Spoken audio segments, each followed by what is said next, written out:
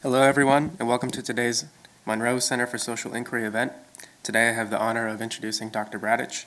Dr. Bratich began his academic career by receiving his bachelor's degree from Truman State University. He continued his education by earning his doctorate in communication and media from the University of Illinois Urbana-Champaign Institute of Communications Research. He is now a professor of journalism and media studies at Rutgers University and has written many books such as Conspiracy Panics, Political Rationality in Pop Culture. This book uses his research's critical approach of looking at the intersectionality of pop culture and political culture. I now ask you all to assist me in welcoming to the stage for his lecture entitled, If Everyone is a Conspiracy Theorist, Is Anyone? Trumpism, Mutually Assured Disqualification, and Communications Warfare, Dr. Bratich.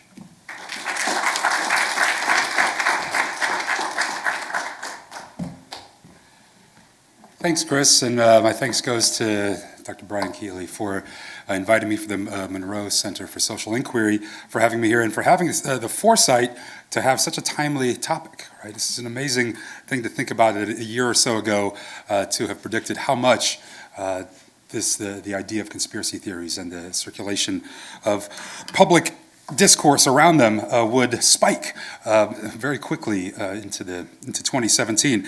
And I like the fact that each of these slots is a kind of mystery slot. So even though I know who went before me, I don't know what you heard. So you're going to know some things that I don't know. So it'd be great to have a conversation to put what I'm saying in perspective with the series as well. So I'm excited about doing this. Yes. I'm not even going to ask who's a conspiracy theorist in here because it might be everyone, and maybe everyone in here has also accused someone of being a conspiracy theorist. I don't know. But it certainly is something that has unified the last four presidents, at least the ability to dismiss a certain set of knowledges as conspiracy theories. Bill Clinton did it. George W. Bush did it. George W. Bush more recently did it, along with Barack Obama in a news conference as well, right?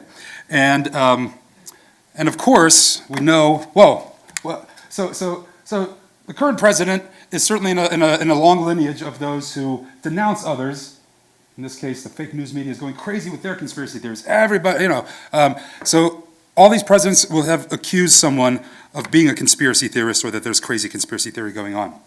The difference is that now we have a president who engages also in things that get called conspiracy theories. And so here's just a brief list of some of them that he has announced on Twitter and elsewhere. So that's the twist now, right? Is that those who accuse others are also being accused of being conspiracy theorists, engaging in conspiracy theorizing.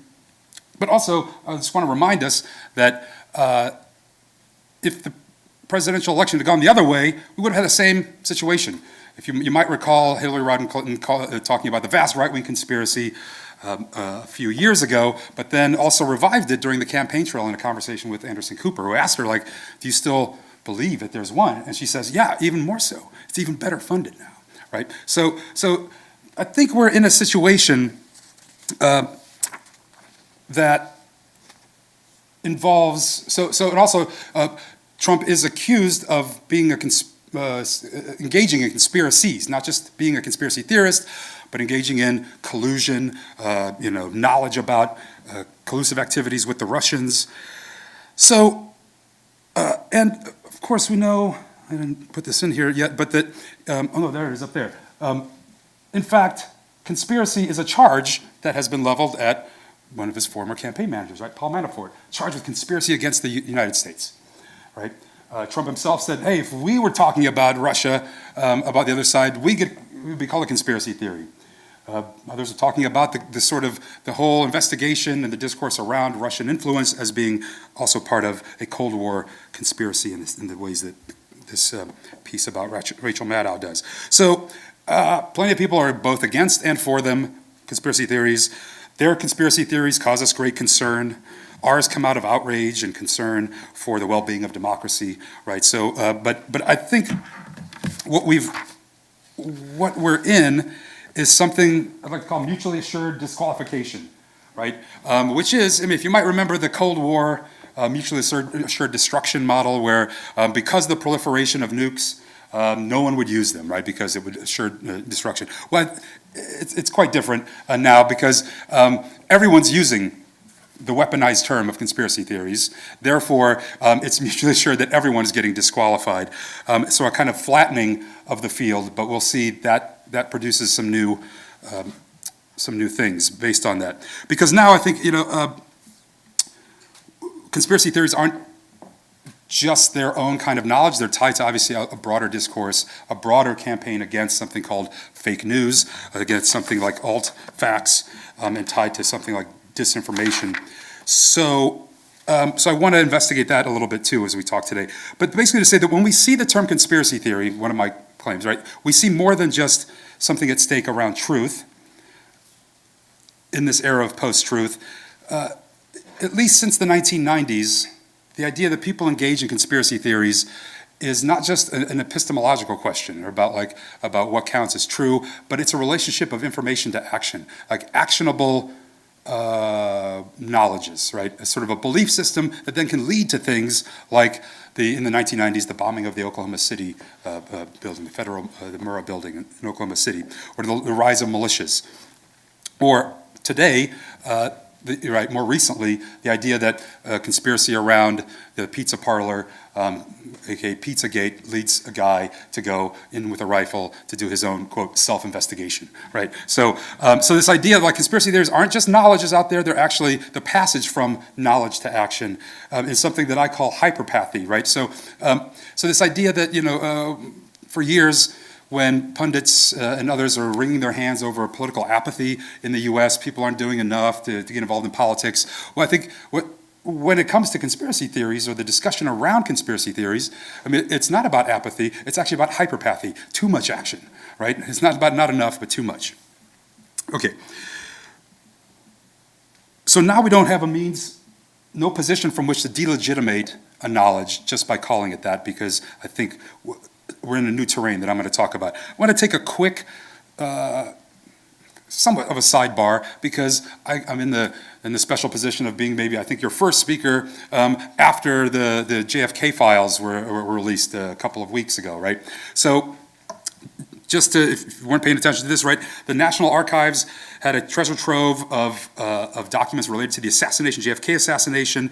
So 25 years ago, they said, well, we're going to they released like 100,000 documents back then, but they said there are some other things we can't release right now, but 25 years later we will. So that happened, a couple of weeks ago.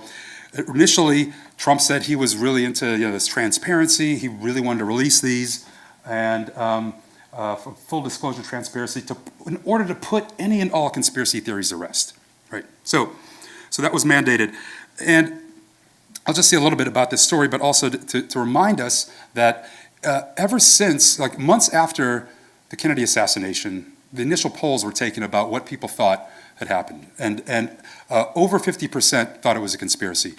That number, as far as I know, has never gone below 50%, right? So this is not a marginal realm of believers or knowledge makers that this has been. And the more recent 538 study on a SurveyMonkey said that only 33% of Americans believe that one man was responsible for the Kennedy assassination, right? So this is a widespread belief that something beyond one person happened. Okay, so the archive. So I say this because this is a question about assassination theories, but also conspiracy theories.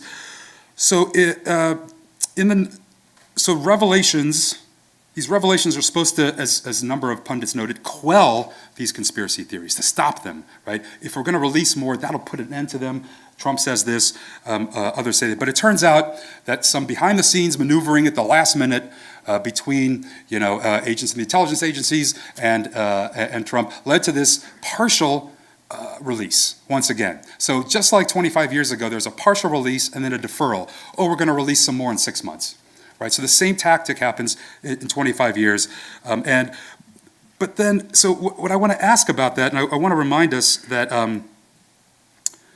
that what prompted this 1992, release of documents and this passage of this law that's going to say 25 years later was a controversy around a Hollywood film, right? A popular cultural text, Oliver Stone's JFK, which created such controversy about not just the theories that it espoused, the narratives that it espoused about the assassination, but the fact that a Hollywood filmmaker was treading on the terrain and the turf of historians and professional journalists. This was what caused the controversy, and then the response was, well, we should stop this belief from spreading, and so we'll release these things. So 25 years later, partial deferral.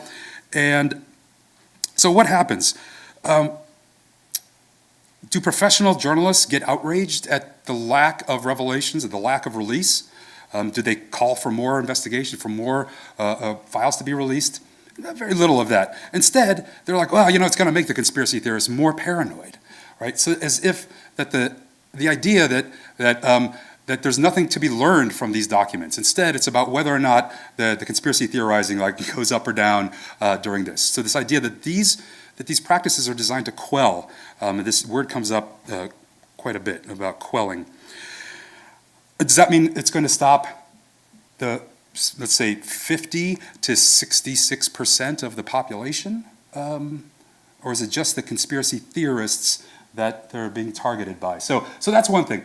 And then, the other part that I find fascinating then is that because there's little outrage on the part of professional journalism, what happens is someone like Roger Stone, an advisor, ally, friend of Donald Trump, is the one promoting the idea that, number one, he said he's the one who convinced Trump to release the files, even though it was a law to begin with.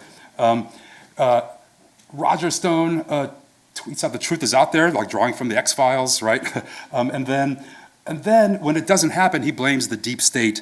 I won't go into the deep state today, but this idea that there is a kind of core invisible government, basically in these intelligence agencies, who are really making the maneuvers, and that there's a war inside the executive branch between the deep state and Donald Trump. But the point here is, so to be a critic of the lack of revelation suddenly positions you into the alt-right, into the Trump camp, right? So there's little room in that kind of discourse for a public position that says we should be receiving these documents. So I just wanted to note that as a kind of recent version of the kind of ways that conspiracy theories and revelations are being deployed. But okay, at about the same time, and these things come in cycles, right? October, late September, October, and early November, we start seeing a phrase in news articles that I'm going to show you in a little bit. Why do people believe in conspiracy theories? Why do people believe in them, right? And I'll go back to this list in a second, but I'll tell you, Time Magazine, for instance, which I want to rename like a Time Machine or Time Capsule magazine, because it keeps bringing the same question up, right? So in October of this year, why do so many people believe conspiracy theories? Well, if they just check their archives, 2 years ago, they said, why so many people, here's why people believe in conspiracy theories, right? So they continue to bring out the question. To me, that's the important thing. Why does the question appear? Why does the object of study appear in these cycles? But let me just go back to the form of the question itself. Let's go back to the time capsule to this, right? I just plugged in, why do people believe in conspiracy theories? So here's the Google autofill. Why do people believe? God, flat earth, astrology, ghosts. Okay, then conspiracy theories. And I just thought, well, this is an odd mix, actually, because, for a number of reasons. Some of these things, you might say, well, I don't believe in, I'm an atheist, I don't believe in God, or I don't believe in ghosts. But then to say you don't believe in conspiracy theories is different, because that's saying you don't believe in the phenomenon called conspiracy theories. Not that you don't believe conspiracies exist, you don't believe in the conspiracy theories.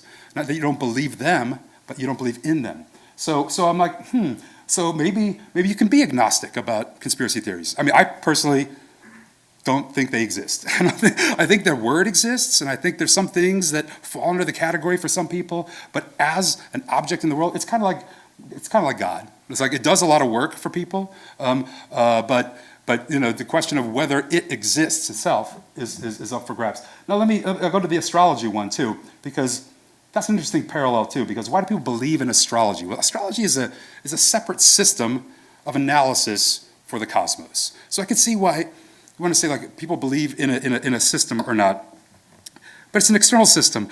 I don't think the issue is why people believe in an external set of epistemological claims about the world. I think what the concern is why are people producing conspiracy theories, right? Which is a little different. Okay, I'm back. Okay, I just want to show you the list of, if you just put in why do people believe in conspiracy theories, a bunch of stuff comes up, much of it over the last couple of months, few months. Here just, here's an example, a sample of a few from Psychology Today, Scientific American, the Sunday Times, The Guardian does something, Skeptic Magazine. I think that's just MSN over there, dropped off in the corner. But isn't the real concern that people have is that people are producing them, or creating and generating them and circulating them, not that they just receive them or believe in something external like astrology, but that they're inventing them. So I'm wondering about that question. So if we think about an economy of circulation, production, distribution, exhibition, and reception, I think these questions about belief in conspiracy theories tend to be focused on the last part, right? On reception, and I would say that what is going on there is an attempt on the part of people who ask that question, why do people believe, is to separate or drive a wedge between the receivers, right, and the rest of the economy, to sort of to put a barrier between those who are receiving these theories and those who are making them, and to turn people almost into like objects of study who are spectators, who are susceptible to external things, right, to be prone to conspiracy theories. So this idea of the wedge is something I'm interested in, between the makers and the believers. So what I want to say then about that is that I'm not actually then concerned about the spread of conspiracy theories in my work that I'm leading up to, right? I am interested, because I'm not even sure if they exist, right? But in questions like, why do people believe? That to me is the contagious meme that we should be asking. It's like, why does that phrase and that question continue to come up? For whom, under what conditions, and why? And what are people trying to achieve with asking the question? But I also have another translation for it, because I don't actually think it's about why do people believe in something else. I think it's about why aren't people believing our trusted institutions, right? This idea of our authorized truth tellers need our commitment, right? So if that becomes a question, then we ask a series of different things about trust, because I'm not even sure it's about trust either, and this is why. Trust makes it seem like it's a kind of personal or subjective investment in those investigative bodies and those institutional bodies that claim truth, rather than the institutions themselves. Right? So even trust says, like, why are people not trusting us? Maybe it's a fault in the people, and we need to reestablish trust, rather than ask, why did those epistemological systems fail? What is the corruption inside those dominant procedures? Instead of asking about the psychological, social tendencies of individuals or of subjects, but ask about the systems themselves. So I think I'd rather start with this question of the crisis within those institutional bodies' authority to claim truth. That's where I want to start. As the conspiracy theories as a term gets us to this idea of who's authorized to tell the truth. Especially those that are tasked with producing knowledge about power that then forms collective subjects, right? So what are the institutions that have as their mission producing knowledge about how power works and then mobilizing collective subjects around that knowledge about power? And I think what happened, this is sort of what I look at in my book, Conspiracy Panics, which I'll talk about next, briefly just to get us into the next more updated phase, is that there are two main institutional bodies that I think lost a lot of trust, but not because it was some fault of the subjects, but some internal corruption. And that was professional journalism and government-appointed commissions, 9/11 Truth Commission, for instance, 9/11 Commission, or even like internal investigations more generally. And I would add things like, more recently, things like internal police investigations of police brutality and police killings, right, that have been brought to light. Like the idea that you can trust the police to police themselves. Right? So I think this is more widespread than just conspiracy theories. So today I want to focus on the changing terrain that's happened because of a new phase of this crisis that I'm talking about, the crisis of these institutions and what's happened with it, a kind of what I would consider is a more open antagonism now and a model of warfare that's going to make us, I think, make more sense of this than it used to when I wrote my book about 10 years ago.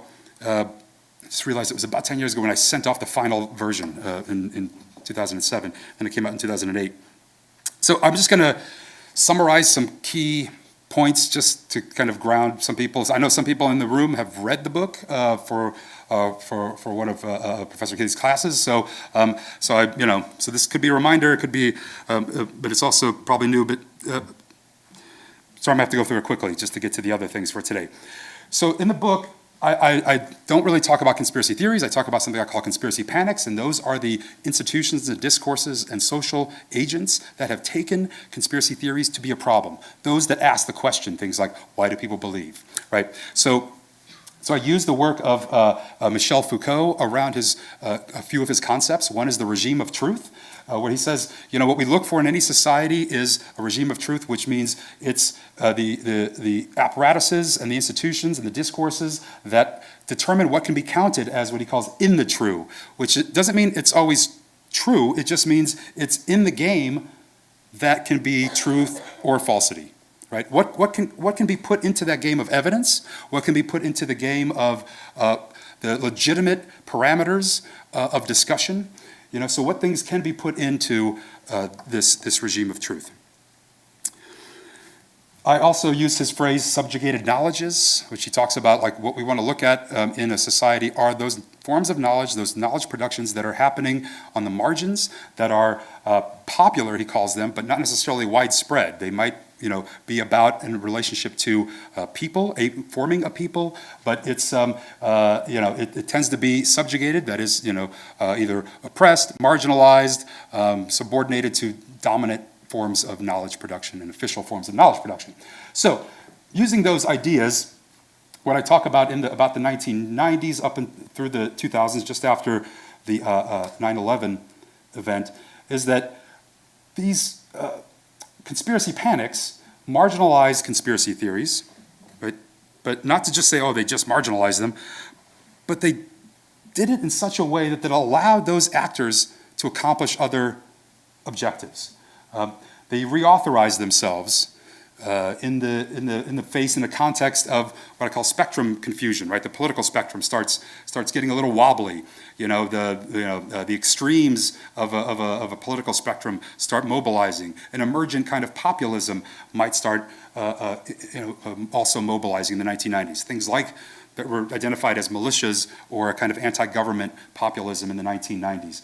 So that things like professional journalism, things like political centrists, political pundits, all sort of were able to try to reauthorize themselves by marginalizing conspiracy theories. So it bolstered the authority of these waning institutions who are in crisis. Okay.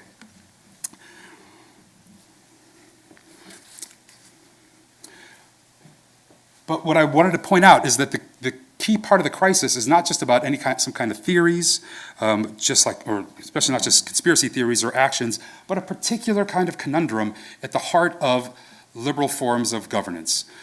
So in the way that Foucault talks about liberal governance, which has been a whole history of reflection, a suspicion towards government, but within certain parameters. Right? So it's a kind of moderated version of skepticism. So I think there's this kind of puzzle about liberal governance needs skepticism at its heart, but it needs to be moderate. It's required, but only within certain bounds, is precisely the dynamic we're seeing between trust and skepticism. Some institutions need to be outside of skepticism, outside of the realm. They can't be targets of it because they're the ones guaranteeing, right, the realm of legitimate skepticism. So they're gatekeepers, right? They create the parameters for the legitimate skepticism, and those institutions need to be trusted, right? Those institutions cannot have skepticism directed at them instead. So skepticism, I argue, around this idea of conspiracy theories or around populism becomes exaggerated. It mutates and becomes a problem for governance because liberalism, has to rely on it, decentralizes it, distributes it, but then wants to manage it. But it turns out it can turn. Skepticism then turns on the very techniques that try to manage skepticism, right? So that kind of flip, that kind of meta move on it. So what I talk about briefly in the book, and I think it's sort of coming back today more, is this idea of what Gilles Deleuze calls the simulacrum, which is different for those of you who do French, postmodernism, French post-structuralism, different than Baudrillard's notion of simulation. But I'll just say briefly what Deleuze says is that the key difference, the key power dynamic, is not between the true and the false, and it's not even between the original and the copy. He calls the copy a pretender, but a just pretender, like one that is relatively faithful to the original. The problem is the simulation and the simulacrum. That is an unjust pretender. It does not even play with, in accordance with or conform with the original, even to replicate it.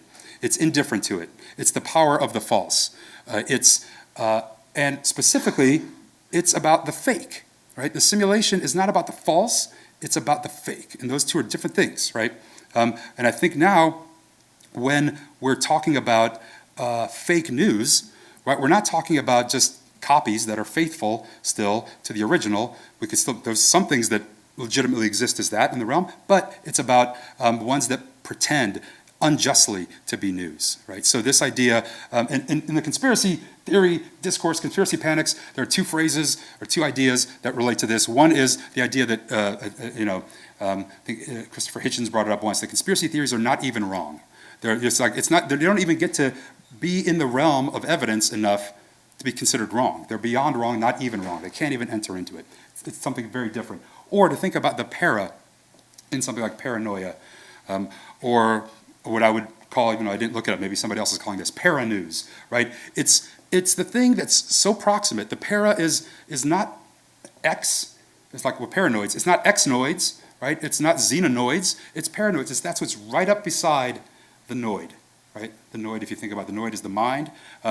So the para is that which is so close, and it needs to be then distinguished from the noid. So the para itself is a kind of unjust pretender. It's a not even wrong. So the conspiracy theories were easily tied to that sort of idea. And so that's one of the core ideas, right? The exaggeration, liberalism's exaggeration. The other one is another core dilemma for liberalism and governance is its subjectivity. You want a democracy, you need the demos, but not too much of the demos, right? Too much of the people becomes a problem. And I don't have time today to talk about something I was going to talk about, which is the difference between the public and the popular. But I'll just say this idea of populism or the popular often becomes this demos gone too far. Sometimes the people, it's like we the people, and then sometimes when it's about things like popular culture, it's excess. It's an excess of the people. And I think now what we see is the popular or the people being articulated, connected to things like the mob, the crowd, which is what is 100 or so years ago as well. It's another longer story. It's how journalism, professional journalism, kind of emerged. But now it's directed against things like the popular, and to the point where this is like a Tea Party button, right? So a few years ago, right, when they were called the angry mob, they took it up as like, yeah, I'm proud to be a member of the angry mob. So if you think about the ways that, delegitimizing techniques like, oh, the mob, I mean, people are going to reclaim that and they're going to affirm it. So this idea of connecting populism to the mob is something, we should ask ourselves how effective that is. I'm going to go through these hopefully very quickly about why I think it's different now, why the popular has more recently erupted around this idea of conspiracy theories. So one is pretty obvious, I think we'd all agree, the technological enhancement of the circulation of information, online platforms, digital media, digital distribution and reception and production as well. The second one, I would say, is like a kind of corruption or failure in the traditional institutions of political representation. That would be the political parties. A kind of loss of faith even within party membership about those parties. You just look over the last few days, even about the kind of divisions between Donna Brazil's DNC intervention, or you look at the ways that Republicans consistently start dividing themselves over issues like Moore from Alabama, right? Alabama.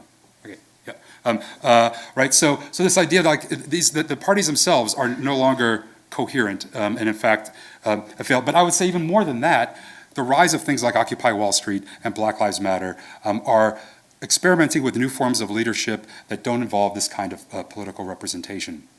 So we're finding more kind of bottom-up grassroots efforts at trying to figure out how to have political organizations that don't depend on conventional political parties. Okay, economics part. It's a longer one, but not just the kind of recession and debt and precarity of a workforce that is leading to kind of popular rumblings or populist rumblings, but I would focus here on an economy, a digital economy that's based on sharing, right? That the value extracted from online users is not based on just what you as individual are doing with any particular site, but the fact that you're creating a sociality through cooperating through the circulation of of images, of messages, so that reliance on sharing actually can go out of control, right? People are sharing things because there's an economic incentive to do so from the platforms, and in doing so, they might be sharing things that not everybody wants to do. And we'll see what the results are near the end when we talk about these platforms and what they're doing about the improper sharing by the end. Okay, pop culture, certainly an important factor. I'd mentioned the JFK film, but it's something that Peter Knight calls conspiracy culture, and that's from the 90s onwards, a whole slew of a genre that's devoted to thinking about conspiracy theories in Hollywood films and TV shows, and podcasts and video games. So the idea here is, even though that might be like dismissing, trivializing conspiracy theories, we might think, but we don't know what the effects of popularizing conspiracy theories through pop culture does.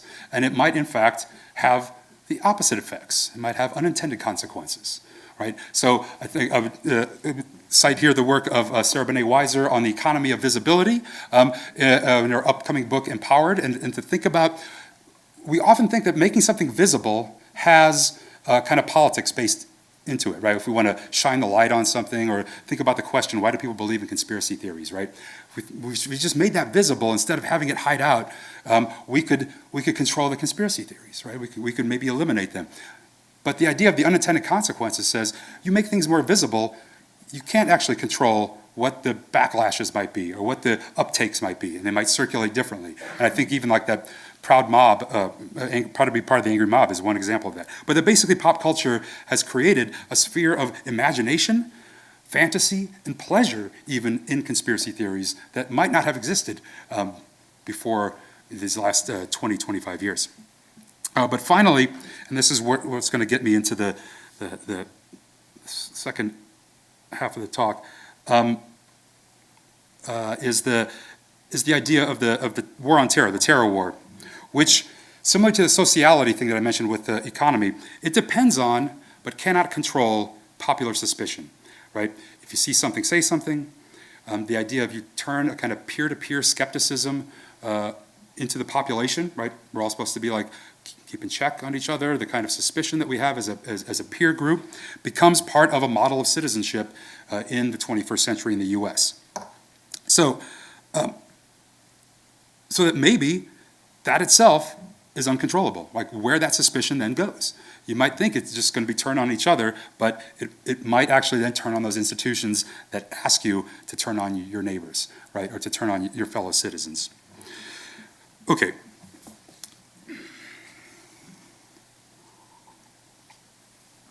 So here are the shifts. Because of those 5 things, this sort of new eruption, here's what I think is happening. And yeah, there's a few more slides with just text on it, so brace yourselves. So I think we're in a post-regime of truth moment.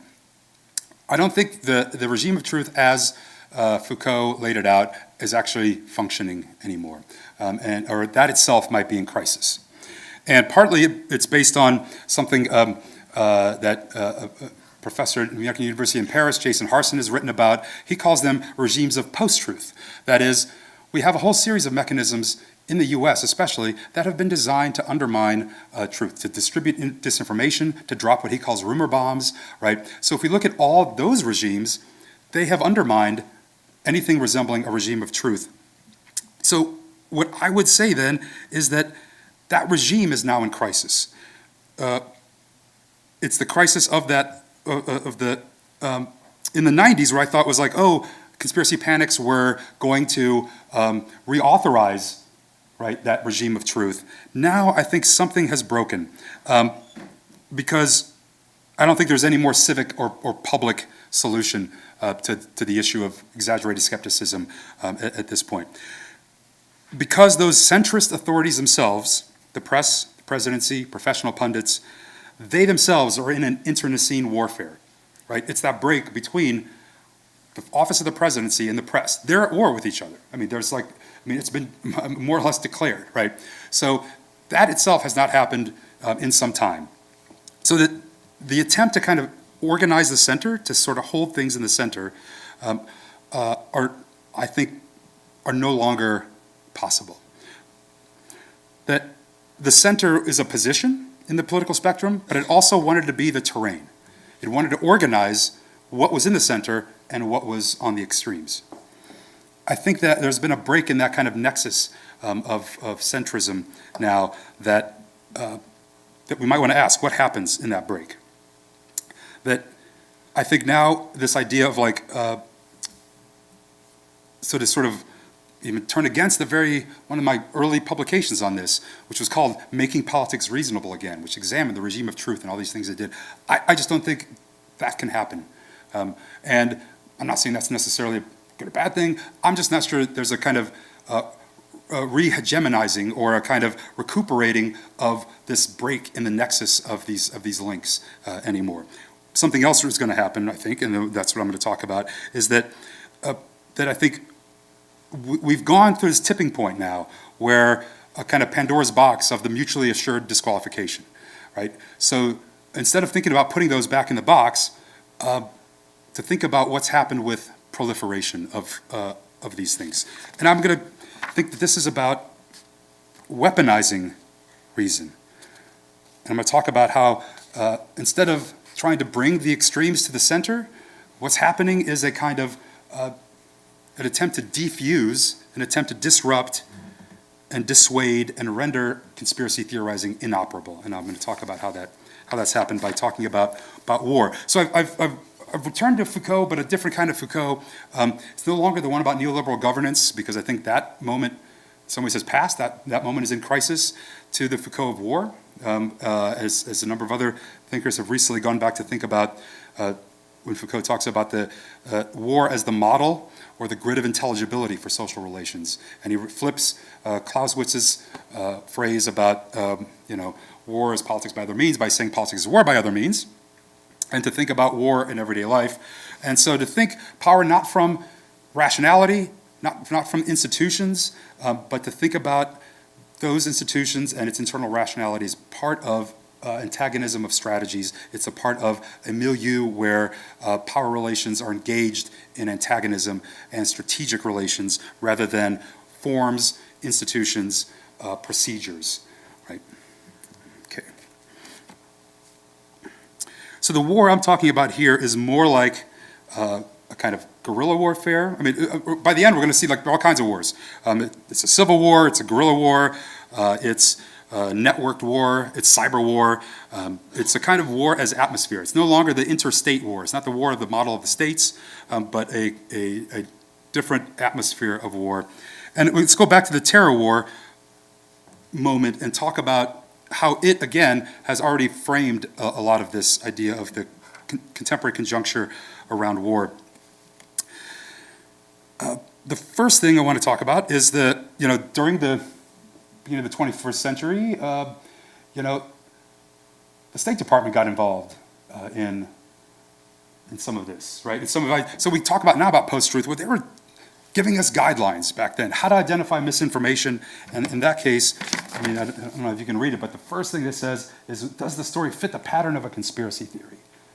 Right? So almost giving a manual for how to identify such things. And again, as I mentioned before, conspiracy theories are not just a set of ideas or kind of knowledge or an epistemological claim. It's related to information to action. So this is a question of terrorism too, right? That this is in the strategy for winning the war on terror.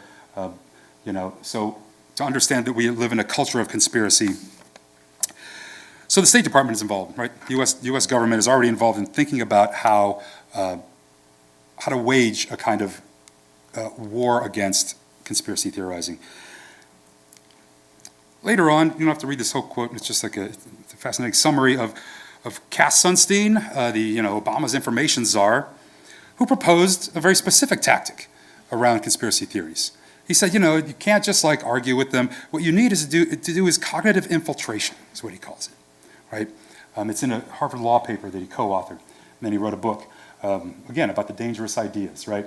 So what you want to do is you infiltrate groups and you disable their abilities to form effective knowledge, right?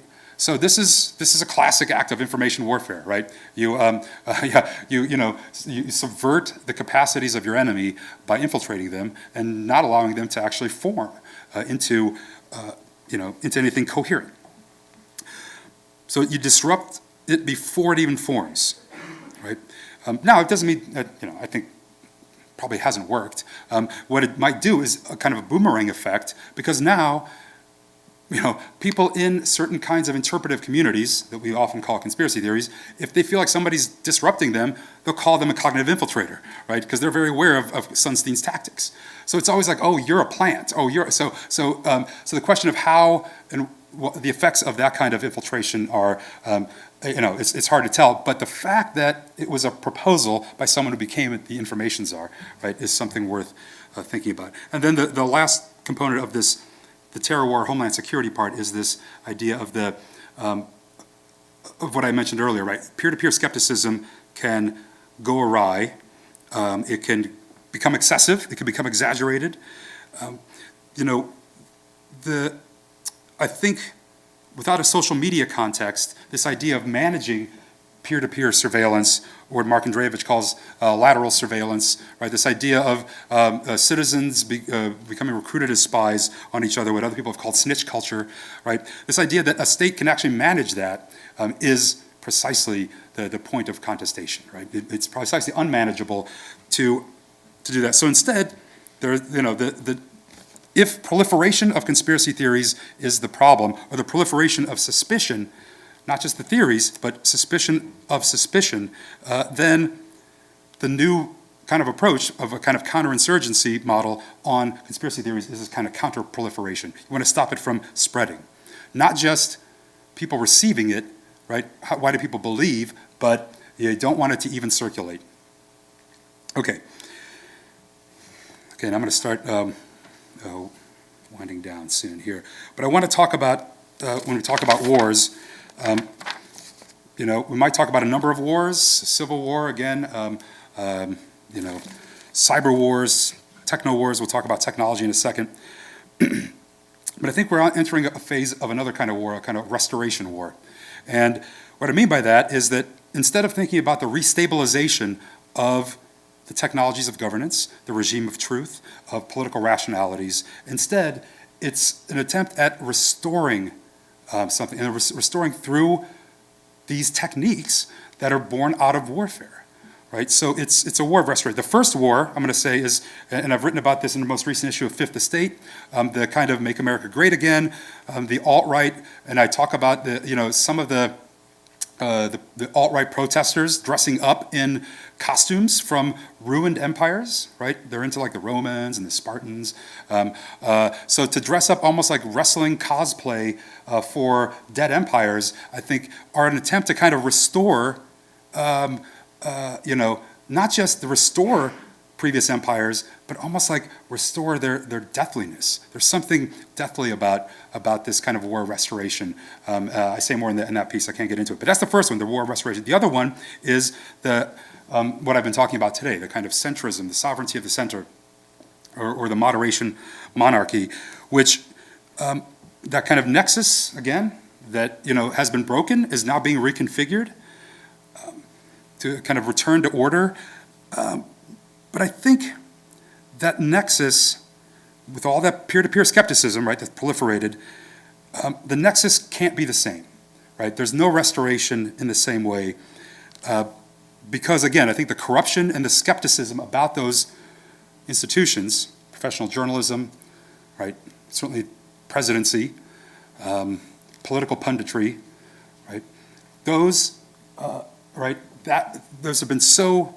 They've generated such corruption that I think this idea of like restoring them on their own is over. Right? That's the kind of claim I'm making. We'll see how it plays out. So instead, there's been this more recent move over the last few months, right? To have a new alliance, a new nexus that actually depends on the very technical platforms that were seen as part of the problem. Technical solutions. I'll talk about, see how much I can talk about, but prop or not, well, I'll talk about that maybe in a second. Okay, we saw a similar thing in the 1990s. The rise of the internet was blamed for the spread of conspiracy theories, but it also became the cure in a way, because, for instance, professional journalism saw the proliferation of these conspiracy theories and said, that's the wild, wild west out there on the web, but we also need to go online as professional newspapers. This is the digital age. So they also use the internet to bolster their own capacities to reach people and did it over against this other internet, right? The Wild West, the Wild Web part of it. So it was also the cure, or as the poison and cure model, a pharmacon, I mean, it's a long-standing term, I don't want to get into it, but it's like this idea that the toxin is also the cure, right? It's happened again, right? So here we have, a series of stories about Facebook and Google are being weaponized, right, by people we don't like, right? And so now, though, then it's being recruited as an ally in the war on fake news, right? So the technical solutions, here are a couple of them recently that I was able to pull together. This one, I was watching this one on the plane over here, right? So this one over the weekend, that the problem with YouTube is that this algorithm allows these conspiracy shock jocks, these are people, and this is a New York Times article about rapid response partisans. It's a fascinating term, right? It's like as soon as there's some kind of major event, there are a bunch of people who pick up a camera and a microphone and give their hot take on it. And it could be a conspiratorial version of events. The Las Vegas shooting, the church shooting in Texas, these conspiracy shock jocks. So proliferating, not just, Alex Jones is an easy one to target, right, for InfoWars. But this whole, distributed realm of these characters that then, they use the word also like weaponizing. Like this guy, I think his name is Emmett Williams, was one of these. He also had a partnership with YouTube, right? So if you have a certain amount of followers / clicks, views, you too can be a partner with YouTube and make money off of this. So he was one of these guys, and so YouTube then dropped him, right? So the attention on these technical platforms, these socio-technical platforms in this war of restoration matters, right? So I'll start winding down now because this is just more examples, and we're seeing more of them. I mean, every day there's some notion that Facebook is censoring people, YouTube. There's another one about YouTube, right? From Fast Companies, just quotes from the article, and so that what we thought were searches that were fairly open-ended have now been highly curated around this idea of the fake, and specifically around a simulation called conspiracy theory.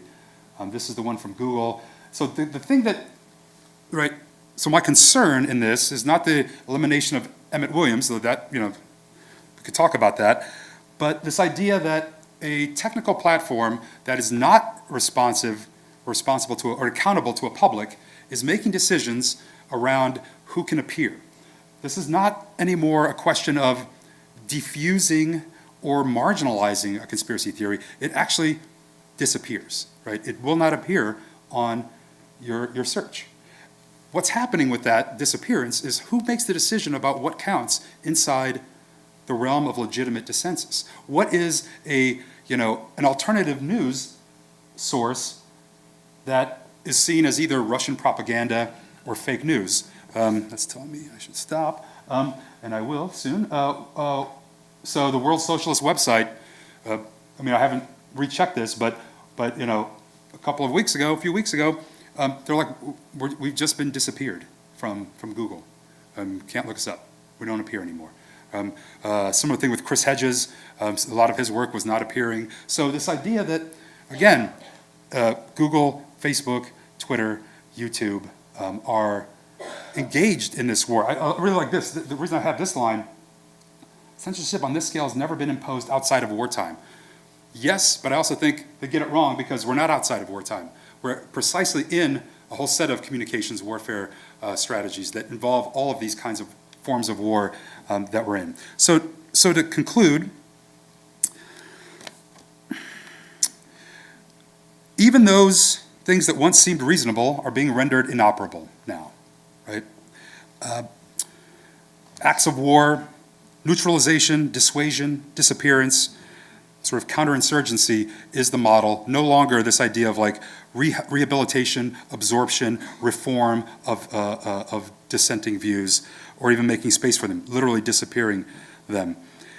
And again, that is being outside of the realm of the public. So breaking this nexus of the center, right, trying to restore it then, breaks the means of communication, and then we have this war of restoration that tries to restore it. But what it's done, it's opened up a field of hostility, right? To talk about warfare again. And I go back to the notions, the early notions, the root words of the hostile, is it's not just an enemy, right? It's a stranger, but also a guest, but also a host, right? And it's the blurring, the nexus of those three things that I think we're in. Who is a stranger? Who is an enemy? Who is a friend? Right? And do we want technical platforms to be the hosts for this field of hostility? So I think that this idea that determining friend from enemy is a good first start to think about where we are.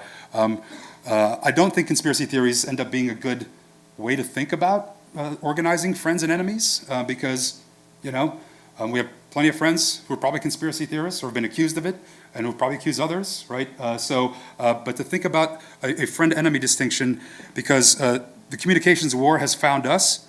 Now, which war we're in at any given moment? Is it a civil war, a cold war, a terror war, a social war?